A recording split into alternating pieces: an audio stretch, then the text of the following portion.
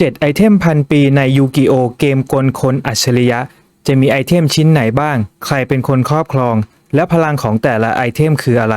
เราไปคุยกันในคลิปนี้ครับไอเทมชิ้นแรกครับตัวตอบปริศนาพันปี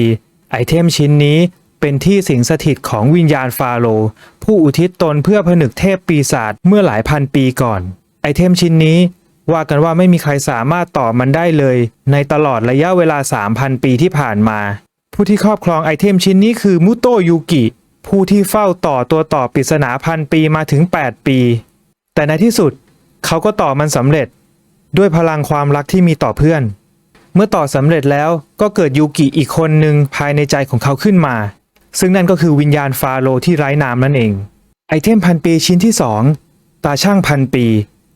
ตาช่างพันปีสามารถใช้วัดความดีและบาปของคนคนนั้นได้ตาช่างพันปีนั้นใช้ในการพิพากษาครั้งสุดท้ายต่อหน้าเทพแห่งโลกความตายโดยการพิพากษานั้นจะวางขนนกมาโต้ไว้ที่ตาช่างข้างหนึ่งส่วนอีกข้างหนึ่งจะเป็นบาปของคนผู้นั้นถ้าหากคนผู้นั้นมีบาปที่หนักกว่าขนนกมาโต้ก็จะกลายเป็นอาหารของมอนสเตอร์ไปผู้ครอบครองไอเทมชิ้นนี้คือซา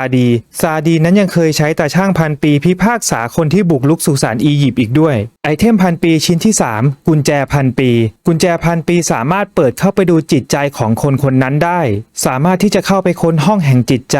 และรู้สภาพจิตใจของคนคนนั้นได้แถมยังสามารถใช้ควบคุมคนคนนั้นได้อีกด้วยผู้ที่ครอบครองไอเทมชิ้นนี้ก็คือซาดีผู้ที่ครอบครองตาช่างพันปีนั่นเองซาดีเคยใช้กุญแจพันปีไขเข้าไปในจิตใจของมุโตะยูกิเขานั้นต้องตกใจนั่นก็เพราะว่าภายในจิตใจของยูกิมีห้องถึง2ห้องด้วยกันในขณะที่คนปกติมีเพียงแค่ห้องเดียวสาเหตุที่มีอยู่2ห้องก็เพราะว่าห้องหนึ่งเป็นห้องของยูกิเจ้าของร่างส่วนอีกห้องหนึ่งเป็นของยูกิร่างมืดนั่นเองภายในห้องแห่งจิตใจของยูกิร่างมืดนั้นเยือกเย็นและหนักแน่นราวกับเป็นสุสานของฟาโรห์เลยทีเดียวไอเทมพันปีชิ้นที่4วงแหวนพันปีไอเทมชิ้นนี้มีความสามารถในการค้นหาผู้ถือครองไอเทมพันปีได้และยังสามารถย้ายวิญญาณของคนเข้าไปในสิ่งของได้อีกด้วยผู้ครอบครองไอเทมชิ้นนี้คือบาคุระในวงแหวนพันปี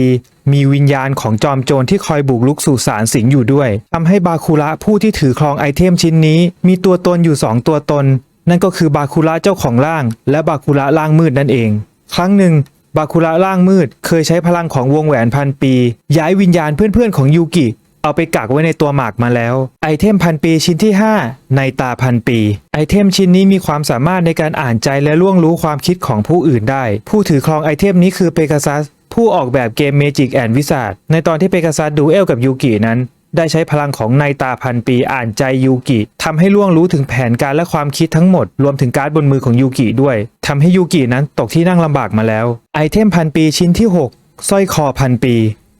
ไอเทมชิ้นนี้มีความสามารถทำให้ผู้ถือครองสามารถมองเห็นอนาคตได้ผู้ที่ครอบครองไอเทมนี้คืออิชิสุคนจากตระกูลเฝ้าสุสานอิชิสุนั้นใช้ไอเทมชิ้นนี้ดูอนาคตมาตลอดแต่หลังจากที่ดูเอลกับไคบะเซโตะอนาคตและชะตากรรมก็ได้เปลี่ยนไปอย่างสิ้นเชิงไอเทมพันปีชิ้นที่7คาถาพันปีไอเทมชิ้นนี้สามารถใช้ควบคุมจิตใจของคนอื่นได้ผู้ที่ถูกควบคุมจะต้องทำตามคำสั่งอย่างไม่สามารถหลีกเลี่ยงได้ผู้ที่ถือครองไอเทมชิ้นนี้คือมาริกคนจากตระกูลปกป้องสุสานถึงแม้มาริกจะเป็นผู้ถือครองไอเทมแต่ในคาถาพันปีก็ยังมีมาริกอีกคนหนึ่งที่เป็นด้านมืดอยู่ซึ่งมาริกคนนี้